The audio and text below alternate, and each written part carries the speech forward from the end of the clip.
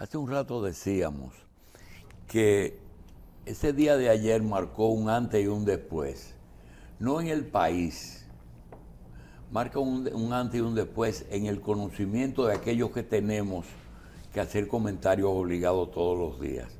Y percibimos algo, que la gran orquesta nacional tiene un director y que el único director que tiene es el presidente de la República, en que uno vio cómo él revisó todas las áreas, dando datos que es imposible conocerlos desde un escritorio. Me dio la impresión de que dirigía cada papel que tocaba o que toca cada músico. Nosotros le hemos rogado a Santiago Jacín, que lo hemos sacrificado temprano y le hemos pedido que viniese a que nos aclare, nos amplíe.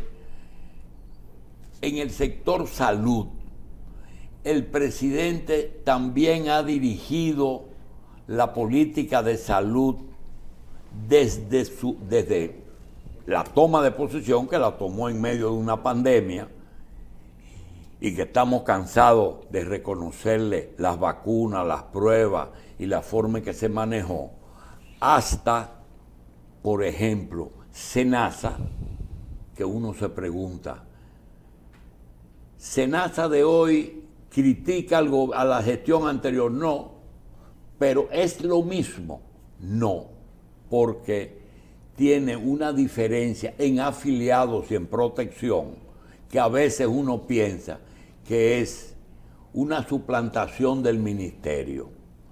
Doctor, ¿realmente esa política de salud fue trazada por cada incumbente o eso lo dirigió el director de orquesta? Sí, buenos días, Julito y todo mi familia que está aquí. Gracias por permitirme venir a hablar algo de lo que el señor presidente de la República ayer pudo expresar y demostrar en quizás el discurso más largo desde la tiranía que se ha expuesto en la República Dominicana. Y lógicamente, para tú poder hacer un discurso tan largo como el que se presenció ayer, tú tienes que tener obras, hechos concretos que demostrar y conocer al dedillo qué ha hecho cada uno de sus funcionarios para él poder expresar lo que hizo con estadísticas, con números, con realidades, demostrándole a un país que estos primeros 2 años del presidente de la República, Luis Abinader, han sido quizás los 2 años más exitosos desde el punto de vista político, económico, de salud, por la razón de que se tomó el gobierno durante una pandemia, después vino una guerra, después vino una crisis económica y este país se ha mantenido un crecimiento total bajo la rienda del señor presidente de la República. Cuando tú me preguntas si este director de orquesta, en el caso el señor presidente de la República, Luis Abinader, está involucrado en cada una de las direcciones y en cada uno de los ministerios, yo te diría que sí. Él maneja la economía y el gobierno como si fuese una microempresa, donde él tiene que palpar y saber cada cosa que está pasando. Yo recuerdo como ahora, hace 4 o 5 años, me decían las personas en las calles, ¿cómo tú entiendes que Luis Abinader va a manejar esto? Y yo le decía, el presidente Luis Abinader, o en su época el candidato, tiene la capacidad no solamente de escuchar, sino de ejecutar, revisar y volver a preguntar qué está pasando para él no salir a las calles a dar números imprecisos y que no sean correctos. Y esto lo ha demostrado en el camino. Cuando tú me hablas del sector al cual yo pertenezco, que es el sector salud, recuérdate que en el sector salud teníamos o tenemos un gabinete de salud que era en el principio del gobierno coordinado por la señora vicepresidenta, pero dirigido por el presidente de la República. El presidente de la República nos convoca semanalmente al gabinete para discutir paso a paso lo que estamos haciendo, lo que él entiende que está correcto y lo que él no entiende que está correcto, lo discute con nosotros y lo realiza. nosotros les damos nuestras opiniones, él nos da sus opiniones. Es un gabinete donde nos tratamos como compañeros de trabajo para poder sacar el mejor resultado para un gobierno que quiere quedar en la historia como está quedando hoy en día.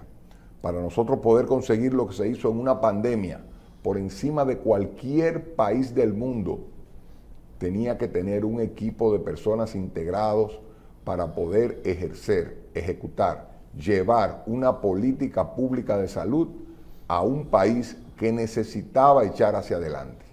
Y eso se combinó de varias formas. Tuvimos que abrir el turismo, porque el presidente de la República sabía que si no abríamos el turismo, nosotros no íbamos a poder levantar la economía de la República Dominicana. Y esto se dio al dedillo. Nosotros fuimos el primer país que se le abrió al turismo, primer país que abrió sus aeropuertos, primer país que colocó la tercera dosis, el primer país que se arriesgó a colocar una tercera dosis cuando solamente estábamos por detrás de Israel, que había sido el primer país que la colocó. Me pido disculpas, dije el primero. Fuimos el segundo, pero fuimos el primer país que publicamos los resultados de las vacunas. Fuimos el primer país que publicamos qué combinación de vacunas daba mejor resultado para prevenir muertes y prevenir gravedades durante el COVID. Y esto no se consigue, Julito, de ninguna otra forma que el director de orquesta esté llevando el ritmo de la música para que todo el mundo camine a esa velocidad y que todo el mundo pueda entender que la República Dominicana está gobernada por un hombre que está comprometido, como lo dijo ayer en el discurso, que cada minuto de su tiempo se lo ha dedicado al país para poder conseguir el mejor resultado posible. Cuando se reúnen, que se habla de lo que hay que hacer y eso choca con los recursos disponibles, ¿cómo se pueden conjugar esos dos temas? Es decir, lo que tenemos es esto, claro, pero hay que hacer más. Entonces, el mismo plan de cobertura de los subsidiados, lo ideal sería 10 millones, pero solamente hay recursos hoy para la cantidad que son 3 que tienen ya. 5.8. Por todo. Por todos los subsidiados. Bien. Entonces, cuando llegan esos puntos en que lo posible no alcanza para lo ideal. Bueno, en ese, nosotros también no nos reunimos solamente como gabinete de salud. Ahí se incluye al director del presupuesto, a Rijo Presbot, se incluye a Jochi Vicente, para que cada centavo que se vaya a gastar o a invertir, porque en salud no se gasta, se invierte, nosotros podamos saber de dónde va a salir el dinero sin prometer o sin endeudar un sector. ¿Esto qué pasa? Nosotros decimos, hay que buscar más vacunas. Pero las vacunas cuestan tanto y no lo tenemos. Entonces, para eso está Jochi Vicente, para eso está el director del presupuesto, para buscar de dónde va a salir ese dinero y nosotros saber qué cantidad de vacunas vamos a comprar. Porque hemos trabajado con una transparencia tal que nadie ha podido en la República Dominicana acusar ni a la señora vicepresidenta, ni al señor presidente, ni al ministro de Salud, ni al gabinete de salud de que se ha hecho nada doloso ahí dentro. Bien.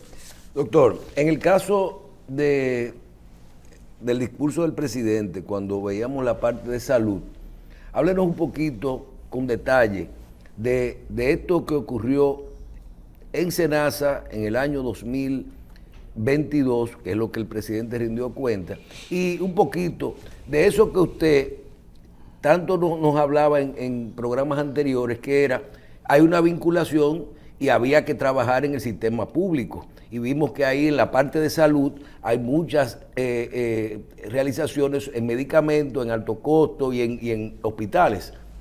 Mira, Michelle, es algo muy, muy fácil. Así como le dije a Julito ahorita, en el gabinete cuando nos reunimos, nosotros llevamos nuestros problemas y los exponemos y entre todos tratamos de buscarle la forma o la solución.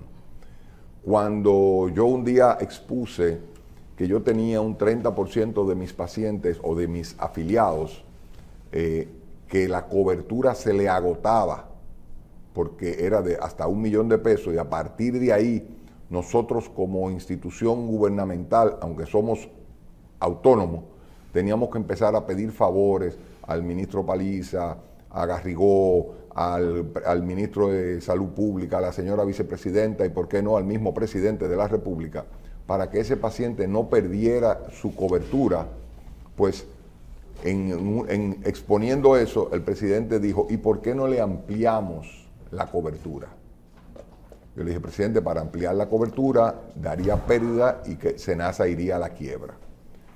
Yo salgo de esa reunión y me siento con mis asesores en la oficina para buscar una alternativa de cómo poder ampliar la cobertura sin que SENASA salga golpeada económicamente.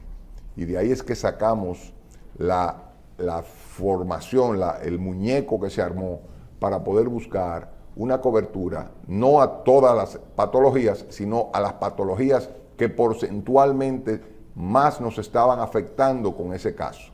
Y estas fueron 16 que después se subieron a 18 y a esas patologías se le subió a 2 millones de pesos. Porque el que no lo sabe, el paciente que cae con un cáncer que es de clase media, cuando sale del cáncer, su familia bajó a ser pobre. Y si era clase media alta, su familia bajó a ser clase media baja. Es una patología muy costosa, donde cualquier quimioterapia son 300,000 pesos y hay que darle 10, 8, 12 quimioterapias. No es cualquier familia que aguanta esto. Por eso entonces se sacó una media de hasta dónde llegaban los gastos de estos pacientes para poder hacer la cobertura y nos convertimos en la única ARS en el país que tiene cobertura para 18 patologías de alto costo hasta 2 millones de pesos, porque esto lo que ha hecho es economizarle dinero al pueblo dominicano, ayudar a una familia adentro de un problema tan grande como una enfermedad de alto costo, poder alivianarle su carga lo más posible para que esa familia no tenga que endeudarse, empeñar, vender, etc. Pero hay mucha gente que no entiende, doctor, esos 2 millones, usted acaba de aclarar que son 18 patologías, pero hay mucha gente que es a toda la cobertura, incluyendo a los subsidiados contributivos y a los pensionados. Son 7 millones y pico. Claro que sí. Para nosotros no existe una diferencia entre un subsidiado y un contributivo. Para nosotros, lo único que existe es la salud o la no salud. Todo dominicano tiene el derecho adquirido de disfrutar de salud. Eso no es un privilegio. Por ende, nosotros no podemos discriminar. El que tiene un subsidiado te cubre 2 pesos y el que tiene un contributivo te cubre 10. Pero uno, doctor, percibimos que sin hacer una acusación, no en el discurso solamente, sino en el día a día, el presidente siempre señala que a ustedes les rinde más el dinero de lo que rendía anteriormente. Lo que hacían con tanto ahora hacen el doble. Esa es una acusación. No, es una realidad. Eso no es una acusación, es una realidad. Eso es eficiencia en el gasto público. Eso es que cuando nosotros vamos a comprar una vacuna, se discute directamente con el productor de la vacuna. Se quitaron todos los intermediarios del medio para que esa vacuna saliera al costo más económico que se pudiese comprar. Entonces eso es eficiencia en el gasto público, que para eso es que no tienen. El negocio no es no gastar, el negocio es saber gastar y saber invertir ese dinero para tener una retribución de en qué tú estás gastando ese dinero. El negocio está en cuando te dicen, eso está en presupuesto y hay que gastarlo. No, eso no está en presupuesto y hay que gastarlo. Tú tienes que saber en qué tú lo vas a invertir y qué te va a retribuir esa inversión. Eso es manejar un dinero público. Santiago, ¿cómo está manejando SENASA la emigración de gente que está en ARS, que no están siendo aceptada por miembros del colegio médico? No te entendí. No, porque hay mucha gente que por el problema de que hay médicos que no están aceptando a los afiliados de cierta ARS, esos afiliados lo que están haciendo es que se están cambiando para SENASA, una buena parte de porque ellos. ¿Cómo lo están tratando eso? No, la huelga del colegio médico fue escalonada y fue para todas las ARS. En un momento se la hicieron a una ARS privada, después se la hicieron a otra, después me la hicieron a mí, después ciertas especialidades la hicieron por separado, después hicieron un paro nacional de jueves y viernes. Y esto nosotros lo que hacemos es que el paciente que fuese a un médico que reclamara su factura y nosotros les reembolsábamos lo que paga la consulta de la ARS, porque no podíamos permitir que nuestros afiliados sufrieran por una demanda salarial que quizás era justa, pero no era la forma de reclamarla. Y entonces nosotros teníamos que darle un respaldo a ese afiliado que en un momento dado tenía un dolor, tenía un sufrimiento, tenía una enfermedad y no podíamos abandonarlo. Doctor, hay una situación de solidaridad profesional que usted la vive. El presidente de la República trata de no mencionar la educación universitaria privada y ha metido toda la ayuda que ha podido a la UAS. ¿Por qué? Porque él es dueño de una universidad. Los abogados se niegan a venir a opinar mucho si tienen casos en la Suprema o en la Procuraduría, porque no quieren problemas con ese sector. Y los médicos, cuando se trata del problema entre las ARS y y el colegio, no se olvidan de que son médicos y la mayoría son del colegio. Entonces, el problema es opinar. A esos tres sectores les resulta difícil y lo que hacen es que no opinan. ¿Hay alguna posición personal que usted entiende que se pueden acercar las diferencias entre el colegio y las ARS? Pero claro que sí.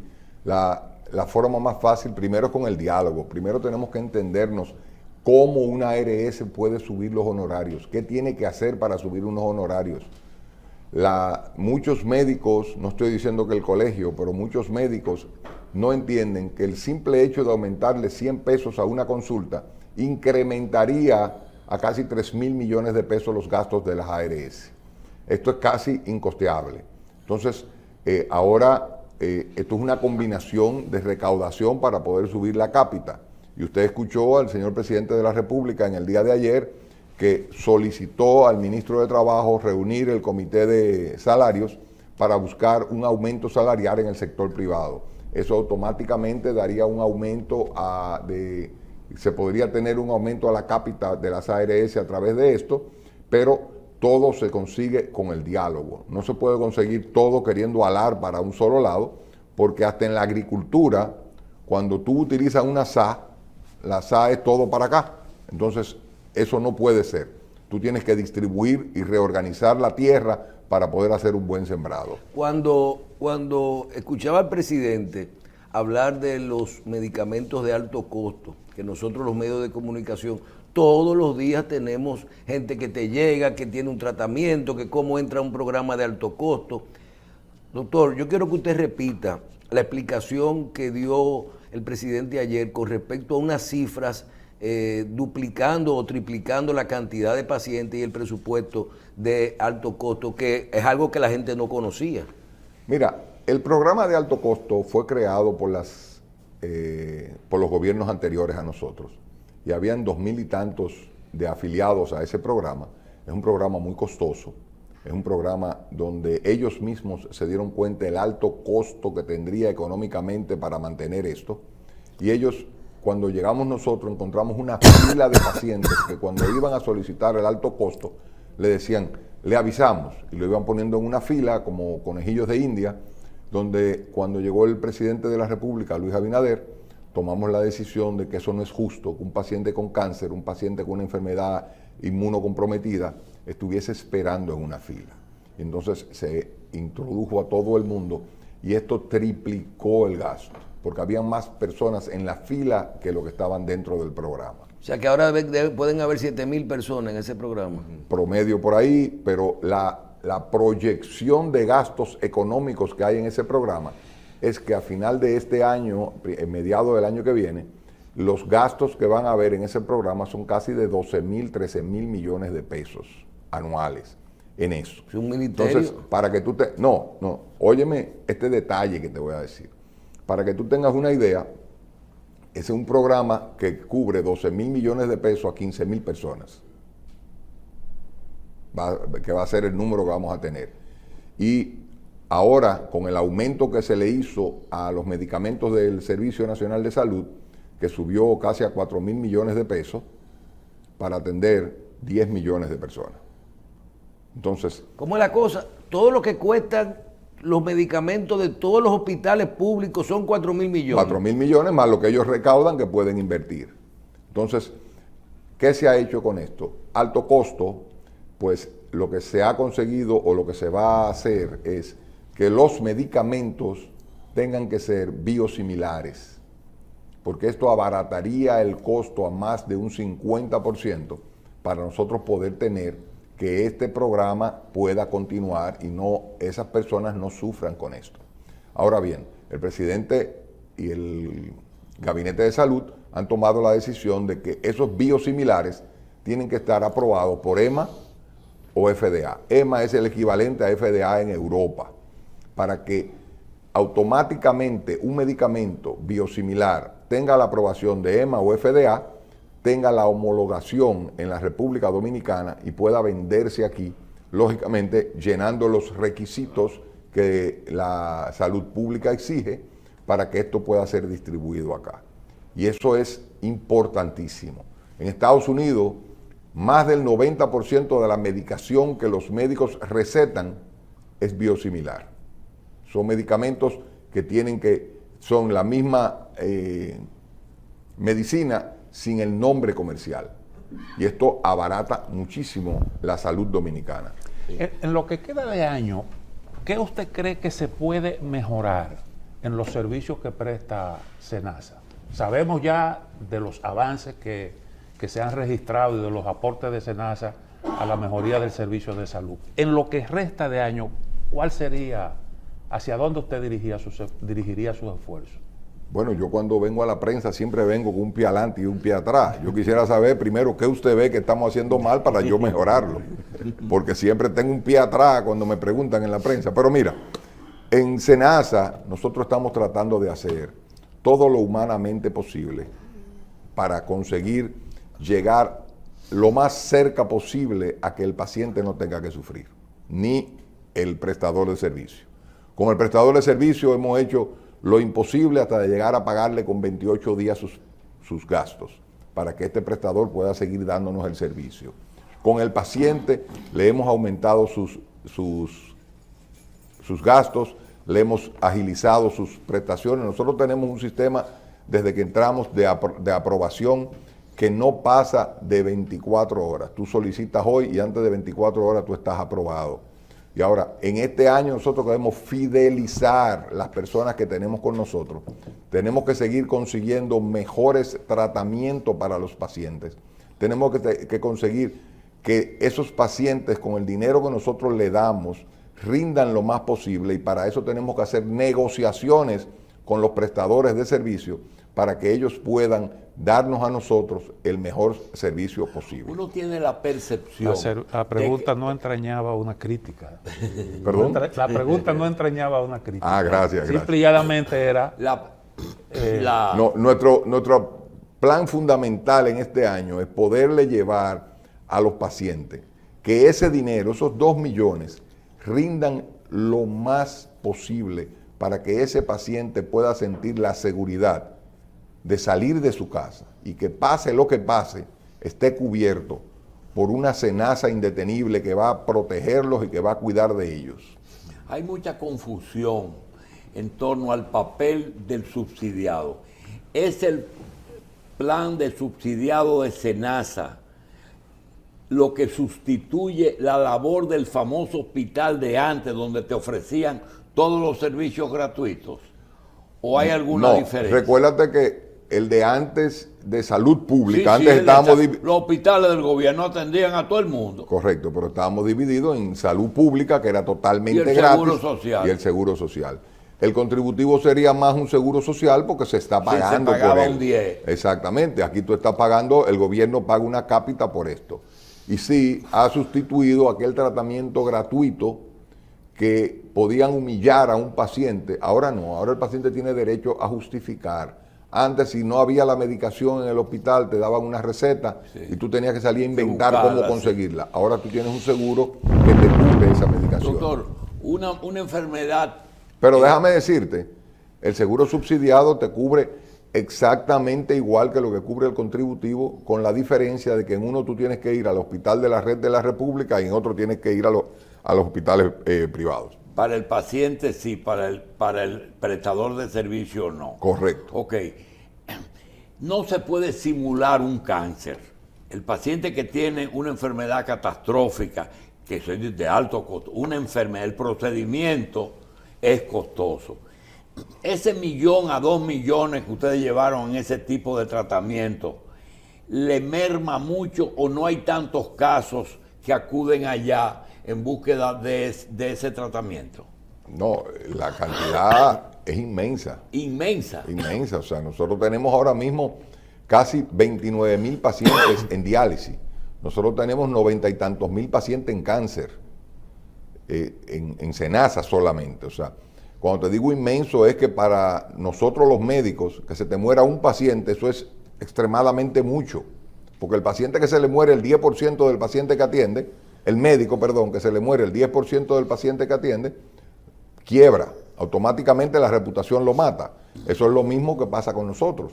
De 7.300.000 personas que tenemos, tú tienes 100,000, tú dirías, bueno, matemáticamente no es mucho, porque no llega ni a un 10%, pero humanamente es muchísimo. 29,000. 29,000 manejan el diálisis. 70% de los dominicanos entre los dos planes. Sí. Perdón. El 70% de los dominicanos Si están afiliados. Si nos llevamos del censo del 2010, sí. Eso es correcto. Hay una situación, y es que usted recuerda cuando se implantó el PIB en educación del 4%.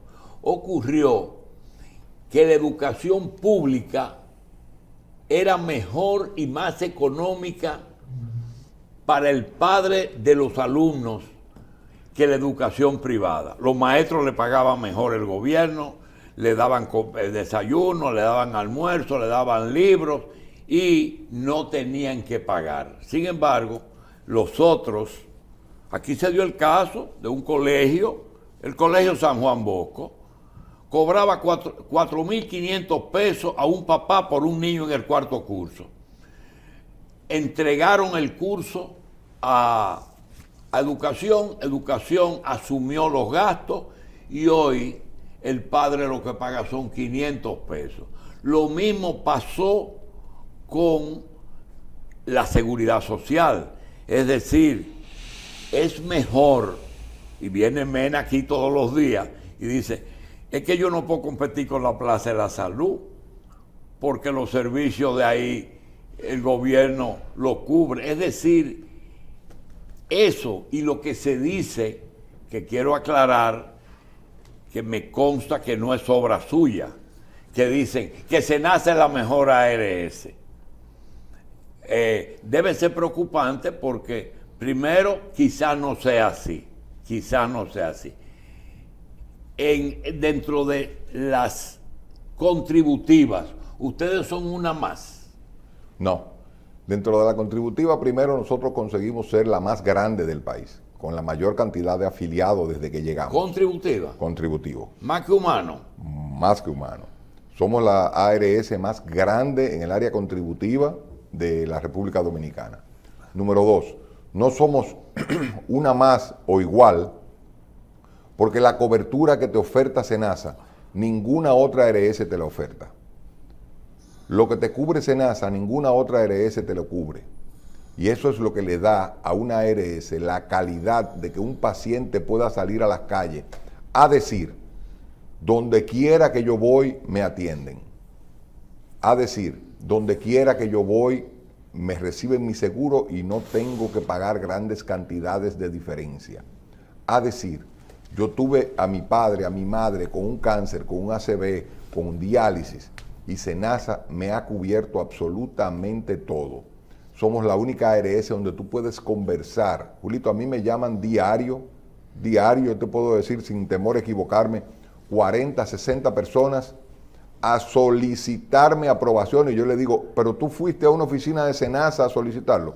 No, porque nosotros hemos abierto las puertas de la institución, para que sin arrabalizarla, el dominicano sienta que esa es su ARS, y por eso tenemos el eslogan de que somos indetenibles, porque cada uno de mis colaboradores tienen que darle la cara a quien tenga un problema. La política es importante y el último año de esta gestión es porque ya en enero, en febrero, fuera de los otros 4 años. Este es el último año de esta, gestión, gracias. doctor. No, por si acaso, porque te veo como que te fuiste por el camino. No. Recuérdate a Balaguer, el camino bueno ya está bueno. tomado. Pero lo que quiero decir es, esas dominicanos que faltan para incluirlo en el subsidiado, que es la universalización de la seguridad social.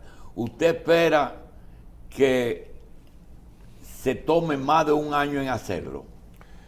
Yo entiendo que sí, que lo primero que nosotros tenemos que saber es cuál es el censo real de la República Dominicana y saber con cuántos dominicanos nosotros contamos para poder saber cuál es el déficit. Con 20 millones, doctor. Con 20 millones. Bueno, pero eso es una cifra que todos los dominicanos que varía damos. mucho, pero Exacto. usted sabe que por lo menos 13 millones lo tiene. Tenemos que saber cuál es la realidad del dominicano para entonces nosotros saber qué cantidad de personas faltan. Y así como le dije al principio, nosotros a través del Gabinete de Salud poder calcular y evaluar de dónde va a salir esa cápita para incluir esos dominicanos. Bien. Y eso es lo que nos está pasando a nosotros. Doctor, para terminar, ese informe que rindió el presidente, cada departamento del Estado, del gobierno, fue consultado previamente. Lo que habló de SENASA, ¿se lo dio SENASA o él tenía esa cifra? No. Nosotros, el presidente de la República, el señor Luis Abinader, nos solicita semanalmente un informe de lo que pasa en cada institución. Y eso se le envía por mail directo a él, no a su secretaria. Y de ahí él saca los números, que es con los cuales él puede responderle al pueblo cuando anda en la calle. Y lógicamente, él hizo una sumatoria de esos reportes semanales para él poder sacar sus estadísticas y poder hablar. Porque ese director de orquesta que tenemos es un privilegio para la Orquesta Nacional. Bien. Doctor, finalmente, la suerte que el doctor está en SENASA y no en Migración, pero yo quiero su opinión final ya a nivel general de la rendición de cuentas del presidente realizada el día de ayer.